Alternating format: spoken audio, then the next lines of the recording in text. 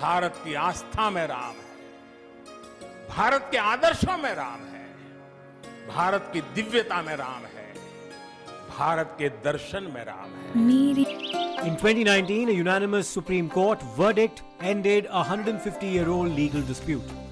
A site that the faithful always believed was the birthplace of Lord Ram and on which a mosque had been built during the reign of Mughal Emperor Babur. But a little over 4 years ago, a bitter claim for title, which involved prolonged litigation, societal tension due to the demolition of the Babri Masjid in 1992, and a mass political movement came to an end. The land it was adjudicated belonged to the Hindus.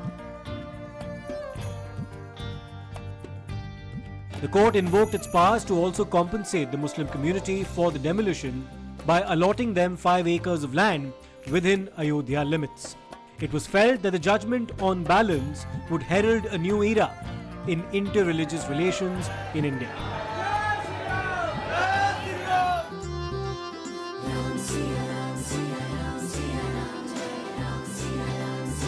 The judgment eventually led to the formation of the Ram Janmabhoomi Mandir Trust, and the construction of the Ram Temple began in right earnest.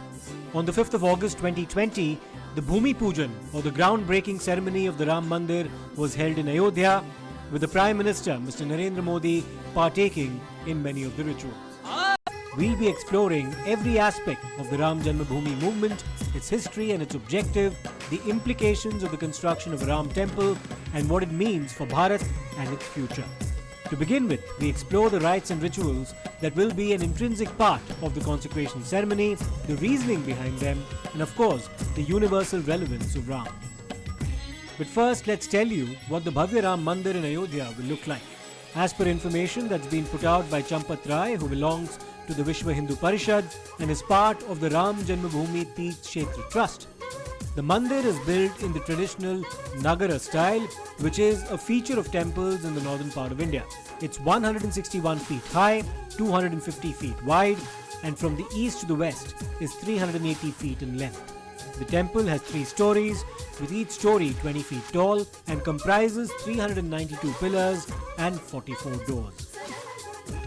The Ram Lalla will be placed in the sanctum sanctorum of the temple, and on the first floor there will be a Ram Darbar. The main hall will include 5 mandaps: the Nritya Mandap, the Rang Mandap, the Sabha Mandap, the Prarthana and Kirtan Mandaps as well. We are reporting from the heart of Ayodhya, where history is being etched literally in the stones. So this particular monument that you are watching on your TV screen is being built in the traditional Nagar style. The temple has a length of around 380 feet, a width of 250 feet, and of course, its height is 161 feet. The temple will be a 3-story building with each floor being 20 feet tall. And in fact, it will also be having total number of 392 pillars and 44 doors. Ayodhya, Ayodhya, ae mere pyare Ram. The pillars of the Ram temple will be adorned with inscriptions of gods and goddesses. The entry to the temple would be from the east, with 32 stairs to be climbed through the Singh Dwar. A parkota, or a rectangular compound wall, 732 meters in length and 14 feet wide, surrounds the mandir. There are 4 temples at the 4 corners of the compound, dedicated to Surya, Bhagavati, Ganesha and Shiva. And within the complex itself, there are proposed temples dedicated to the man who composed the Ramayana, Maharishi Valmiki, and also sages Vashishtha, Vishwamitra, Agastya, Nishad Raj, Mata Shabri and Devi Ahilya. In the southwestern part of the temple complex, an ancient temple dedicated to Lord Shiva has been restored, and a statue of Jatayu has also been installed. Pillars are said to be the soul of any monument, and this magnificent building will be held by near around 394 pillars. And these pillars, of course, because they are the part of Shri Ram temple being built in the city of Ayodhya, they are not just mere pillars. These 394 pillars are unique pillars in themselves. The reason being that each pillar will be telling you a story, and the murtis that are being uncarved on these pillars have been made by the special artists from each and every corner of this country. Sir, सबसे पहले तो हमें ये बताइए कि इन pillars की क्या खास बात रहेगी और कितनी मूर्तियां इस पिलर पर रहेंगी और क्या क्या रहेगा? ये जो विशेषता है इस पिलर्स की, ये जो मार्बल है, जो पत्थर है, राजस्थान का पत्थर है ये, और इसकी विशेषता ये है कि इसमें जब आप मूर्तियां गढ़ेंगे तो बहुत आसानी से सॉफ्टली वो मूर्तियां गढ़ी जाएंगी। दूसरी विशेषता ये है कि ये बहुत, जैसे हम कहते हैं कि 1000 साल तक का मंदिर ये रहेगा, तो इसकी टिकाऊपन जो है वो ऐसा है। तो ये पत्थर जयपुर से आए हुए हैं, ये वही पत्थर हैं? राजस्थान से आया हुआ है, ऐसा मानकर चलिए।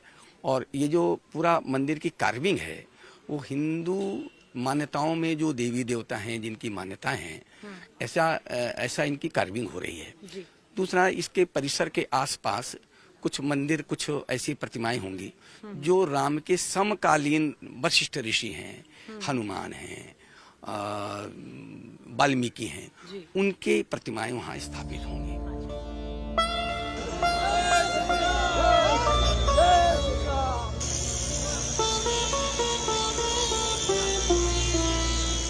Manager Mr. Afle, Mr. Jagdish Afle from the trust is, and of course IITian, who has been contributing massively in this particular project.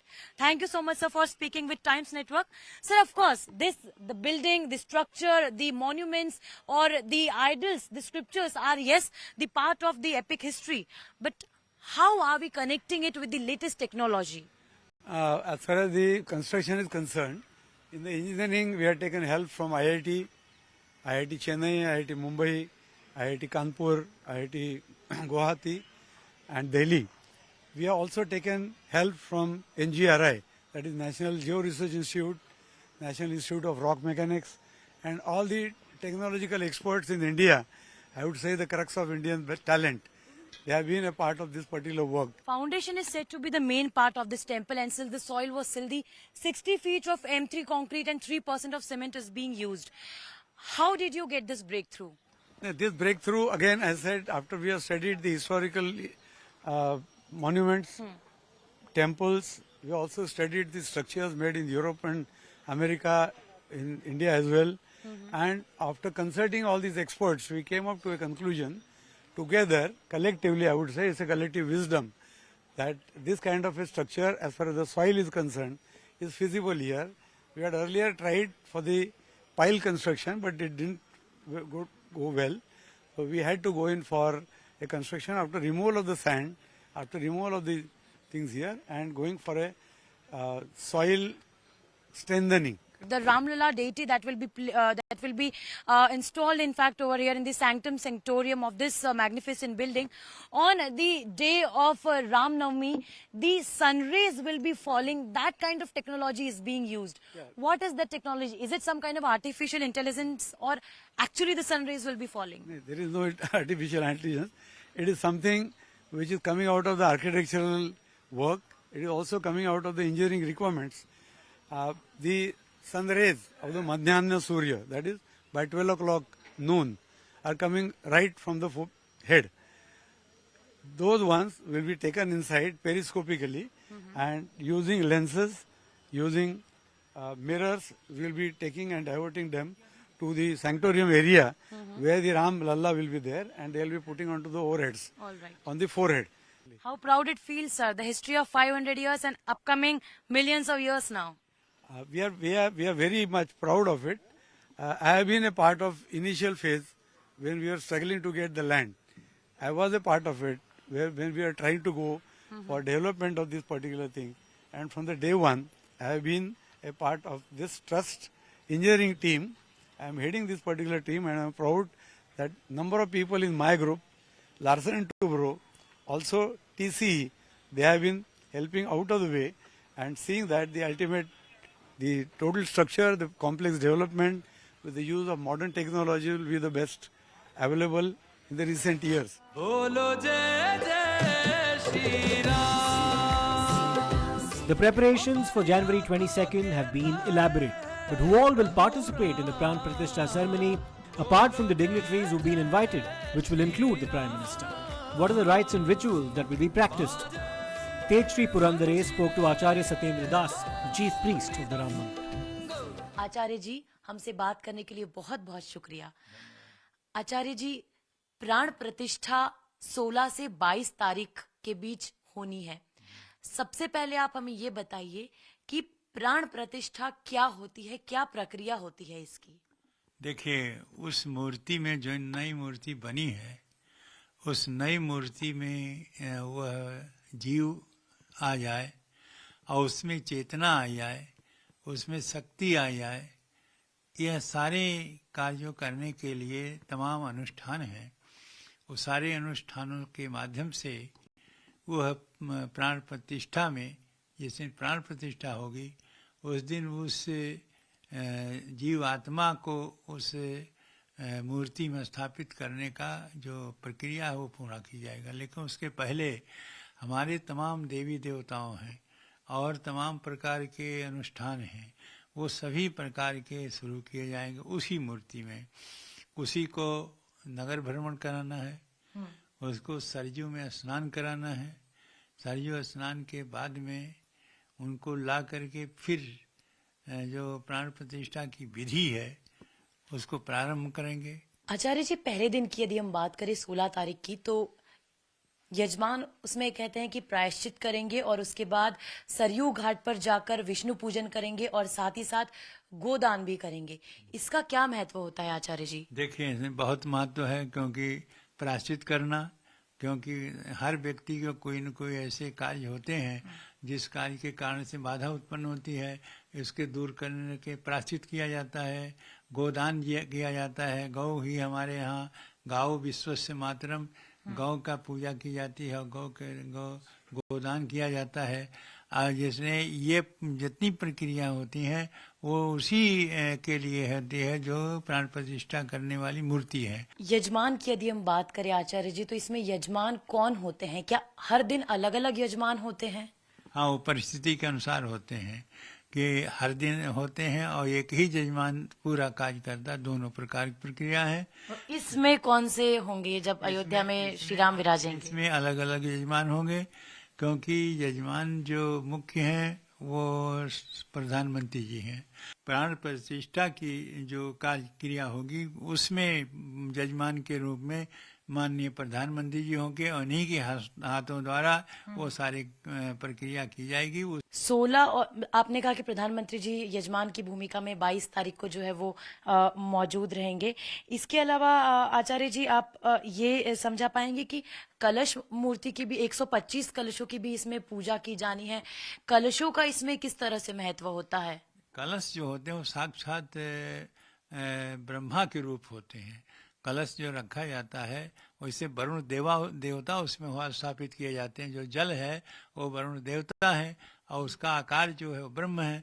इसे ब्रह्मा और वरुण देवता के साथ साथ इसे कलश की पूजा प्रथम की जाती है और कलश पूजा ही वो साक्षी उसमें होता है कि किसी प्रकार की जो समस्याएं हैं वो न हो। 22 तारीख को सुबह पूजन के बाद मध्याह्न काल में मृगशिरा नक्षत्र में राम लला के विग्रह की प्राण प्रतिष्ठा होगी। इसका अर्थ क्या हुआ और ये कैसे होना है? देखिए, सोच करके ये किया गया कि सबसे उत्तम जो समय है और वो वही समय है जिस समय की प्राण प्रतिष्ठा की मुहूर्त निकाली गई है। जब जो शुभ काम करना होता है तो ग्रह दशाओं की अनुकूलता जिस दिन होती है उसी दिन उसको किया जाता है। प्राण प्रतिष्ठा के वक्त पुजारी जी जो होंगे वो कौन होंगे? कौन इस प्राण प्रतिष्ठा की पूजा करवाएंगे? प्राण प्रतिष्ठा की प्रक्रिया अलग है, वेदों में वर्णित है, कर्म कांड उसको कहते हैं।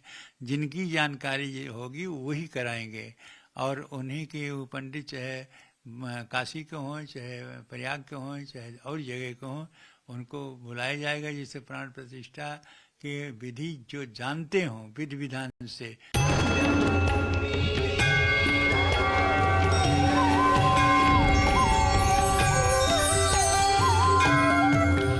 Over here, who are building the Shri Ram Mandir in Ayodhya are the soul of this particular historical movement. आप लोग कहाँ से आए हैं? क्या नाम है आपका? जुगानी। आप कहाँ से आए हैं? हम राजस्थान जयपुर से हैं। आप राजस्थान से हैं और आप? हम भी राजस्थान से। अच्छा, कितने समय से आप काम कर रहे हैं यहाँ पर? करीब 1 साल हुआ। करीब 1 साल हो गया। 1 साल में कोई ऐसी सबसे यादगार चीज लगी होगी आपको कि घर में ऐसा कुछ हुआ और आप जा नहीं पाए, या फिर यहाँ पर आप डेडिकेटेडली काम कर रहे हैं, ऐसा कुछ? कोई प्रभु श्री राम की कृपा है, हमारी ऊपर आशीर्वाद है, घर वालों की चिंता नहीं, याद नहीं आती। हम यहीं दिन भर यहीं काम करते रहते हैं। कितना समय हो गया आप घर पे भी नहीं गए? हम 2 महीने हो गए मैडम। अच्छा, 2 महीने से घर पे नहीं गए। और आप? 2 महीना करीब। 2 महीना हो गया। कितने दिन आप कितने घंटे लगातार काम करते हैं? 14-15 घंटे काम करते हैं मैम। सुबह 8 बजे आते हैं, रात को 9, 9:30, 10 बजे जाते हैं। अच्छा, तो आप पहले भी कहीं काम करते थे कंस्ट्रक्शन साइट? हाँ जी, मैं पहले बहुत किया है काम। पहले बॉम्बे किया था, हिमाचल और हिमाचल किया था। The people working for this temple have unique stories carrying with them. I am being joined by a 31-year-old Gyaneshwar who is a BLLB and in fact working over here, contributing in every way possible because he holds immense pleasure when he works for Lord Ram. Gyaneshwar, आप BLLB किया है आपने? जी। You're a BLLB? जी, आप कह सकते हो बेशक। अच्छा, जी। कहाँ से किया है? मैं प्रतापगढ़ से LLB किया था, चिंतामणि स्मारक महाविद्यालय से, वहाँ से मैंने किया था। यहाँ पे आप क्या काम करते हैं? यहाँ पे मैं पेंटिंग का काम कर रहा हूँ। अच्छा, पेंटिंग का काम कर रहे हैं। कितने दिन से लगातार काम कर रहे हैं? 2-3 महीने से लगातार काम कर रहा हूँ, प्रभु जी राम की सेवा कर रहा और हूँ। इससे पहले क्या करते थे? इससे पहले से मैं पढ़ाई स्टडी कर रहा हूँ, तो UPSC की तैयारी कर रहा हूँ इस समय। यूपीएससी की तैयारी भी कर रहे हैं आप? मतलब you are an UPSC aspirant, you are BLLB and you are working. It comes as a surprise when you meet people like Anant Kumar and Ramanand Yadav who are in fact donating some part of their earnings for the construction of Ram Mandir in Ayodhya. They earn handful of amount over here in the city of Ayodhya where the construction of Ram Mandir is going on. But here Ramanand and Anant over here are in fact contributing their some of the amount that they have earned to the trust for the construction of Ram Temple. Ramanand ji, कब से आप काम कर रहे हैं यहाँ पे? मैं 2 नवंबर से कर रहा हूँ। 2 नवंबर से कर रहे हैं। और आप अपना श्रमदान यहाँ पर कर रहे हैं, जो भी आपने यहाँ पर अभी कमाई किया है उसमें से आप अपना यहाँ पे श्रमदान कर चुके हैं? नहीं, 15 दिन का। 15 दिन का किया है। क्या कारण है और क्यों ऐसा लगा कि आपको करना चाहिए? हमको बहुत मैंने आस्था थी जब से राम जन्मभूमि चालू हुआ तो हमको बहुत आस्था थी कि मंदिर में जाके आप प्रभु का मैं इसमें योगदान दूं और श्रमदान करूं। बहुत दिल में आस्था थी। अच्छा। मैंने किसी से जुगाड़ लगा के मैं यहाँ तक पहुँचा और मैं काम कर रहा हूँ राम जी। यहाँ पे कैसे पहुँचे आप? हमारे गांव के बगल के एक सिपाही हैं, उनके मार्फत मैं यहाँ पे आया जी। अच्छा, तो अब कैसा लगता है आपको यहाँ? बहुत अच्छा लगता है, बहुत अच्छा लगता है। माना मेरा जन्म सफल हो गया, ये मनुष्य ऐसा लगता है आपको? अच्छा। As for the Ram Lalla idol, the one that will be placed in the sanctum sanctorum, the one prepared by Arun Yogiraj, who hails from Mysuru in Karnataka, has been chosen. The trust had given him some specific directions, that the idol should look like a 5-year-old child and be 51 inches or 4.25 feet in length. Yogiraj selected the Krishna Shila stone from HD Kote to sculpt the idol. It took 2 months for him to visualize the idol, an exercise that involved taking approximately 1,200 photographs of children who were 5 years old. He then took 4 months to sculpt the idol. The idol will only be unveiled on the 17th of January. आचार्य जी, रामलला की जो मूर्ति वहां पर विराजमान होगी वो बाल रूप होगा। ऐसा क्या कारण है कि बाल रूप को चुना गया है कि बाल रूप जो है वो वहां पर विराजमान होंगे? देखिए, वो राम की जन्मभूमि है और जहाँ उनका जन्म हुआ है, इसलिए जैसे जन्म होता है तो माता कौशल्या के गोद से वो पैदा हुई है, तो बालक रूप होना है उस जगह जहाँ उनकी जन्मभूमि है, जहाँ वो पैदा हुए हैं, इसलिए बालक ही रूप में पूजा होती है। और जब बालक से बड़े होते हैं तो और जितनी भी क्रियाएं हैं वो सब होती हैं। तो इसलिए राम जन्मभूमि का मतलब है कि वहाँ राम के बाल अवस्था की ही बच्चा की पूजा होगी, क्योंकि वो उनकी जन्मभूमि है, वहीं वो पैदा होंगे। और राजभवन जहाँ होता है वह माता सीता के साथ राम गद्दी पर विराजमान होते हैं। और यह है कि बालक के रूप में उनकी पूजा हो, और बालक रूप राम के ध्याना, बालक के रूप से हमारे जितने भी दर्शक आवें उन्हीं का ध्यान धरें, क्योंकि बालक में कोई विकार नहीं होता। छोटा किसी की बालक हो तो लोगों को बड़ा आकर्षण देता है और बड़ा अच्छा लगता है कि देखो कितना सुंदर बालक है। इसमें बालक में अधिक शक्ति होती है आकर्षण की, और ममता उसमें ज़्यादा उमड़ती है। इसलिए बालक के रूप में राम जन्मभूमि है, इसलिए बालक के रूप में ही वहाँ पर राम लला की प्रतिमा की स्थापित होती है। अभी तक इसी रूप में पूजा होती चली आई है। आचार्य जी, दो मूर्तियों की बात की जा रही है। कहा जा रहा है कि एक अचल मूर्ति होगी और एक उत्सव मूर्ति होगी। क्या इनमें अंतर होता है क्या, और किस मूर्ति को यात्रा के लिए निकाला जाता है? देखिए, ऐसा है कि एक बच्चा है और बच्चे को एक जगह बैठा दिया जाए कि तुम ही रहो, ये होता है अचल मूर्ति। और चल मूर्ति होती है कि अपना खेलो कूदो, बाहर जा करके आंगन में घूम ऐसे भगवान राम अयोध्या में खेलते घूमते रहे, ठीक है ना। बालकों के साथ तो उसी प्रकार से एक चल एक अचल होती है। चल मूर्ति ये होती है कि जिसे उत्सव मूर्ति कहा जाते हैं। अभी इस राम की जो अभी पूजा हो रही है ये चल मूर्ति है, और जो प्राण प्रतिष्ठा होकर के स्थापित की जाएगी वो अचल मूर्ति है।